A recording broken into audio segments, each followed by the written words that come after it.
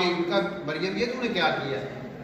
بچہ پیدا کرنے کے لیے یا تو شادی کرنی پڑتی ہے یا پھر غلط کام کرنا پڑتا ہے، تو نے یہ اپنے کیا کام کر دیا؟ تو ان کا فاشارت علی، انہوں نے اشارہ کیا بچے کی طرف. وہ کہتے ہیں یہ بچہ کیسے بول سکتا ہے، یہ تو بھی پیدا ہوا ہے، پیدا ہوا بچہ تو فوراً ہی نہ بولتا.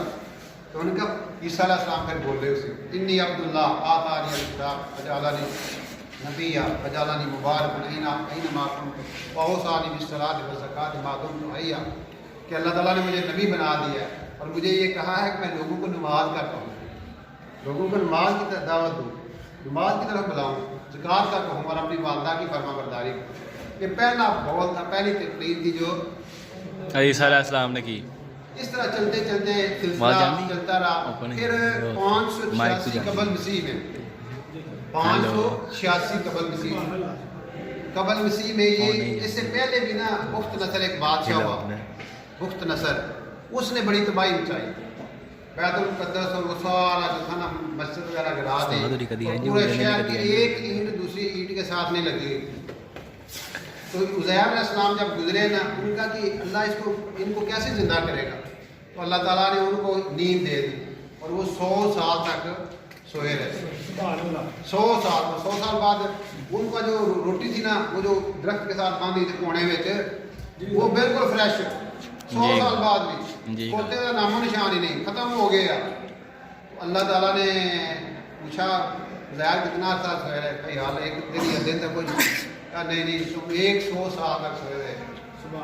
ذرا اپنے کھانے کو دیکھو، کھانا بالکل فریش ہے، کھانا بالکل فریش ہے، اور اپنا گدھا ہوتا نام و نشانی. ان کے سامنے ہی وہ ہڈیاں ملنا شروع ہوئی، گوشت چڑھنا شروع ہوا، 5 لاکھ کھوتا زندہ ہو گیا. ان کے ایسے میں زندہ کروں گا.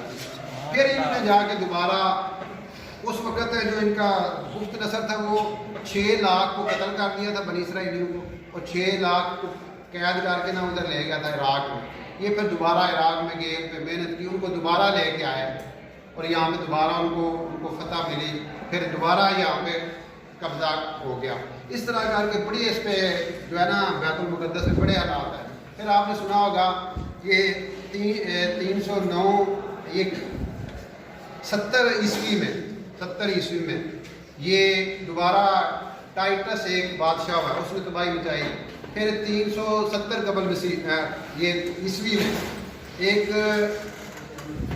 کنسٹنٹائن بادشاہ ہوا، جس کا نام تھا قسطنطنیہ کے استنبول ہے نا، استنبول کا نام قسطنطنیہ تھا پہلے. قسطنطنیہ بادشاہ تھا، اس نے جو ہے نا وہ عیسائی ہو گیا. پھر ساری دنیا عیسائی ہو گئی. اس وقت یورپ تھا نا سارا، یہ سارے یورپی اس وقت عیسائی ہوئے. پھر حضرت عمر رضی اللہ تعالیٰ کے دور میں آپ نے مشہور واقعہ سنا ہوگا، انہوں نے فلسطین جو ہے نا فلسطین کی طرف گئے اور فلسطین میں جا کے معاہدہ کیا، اللہ تعالیٰ نے ان کو فتح دے دی. پھر یہ غالباً 1087 میں عیسائیوں نے صلیبیوں نے پھر اس پہ قبضہ کر لیا. اور پھر بڑا مشہور قصہ ہے 1187 میں سلطان صلاح الدین ایوبی نے دوبارہ اس پہ قبضہ کیا. سلطان صلاح الدین ایوبی مشہور بادشاہ مصر کے ہوئے ہیں. اس طرح کر کے یہ رجوع جوال آئے ہیں.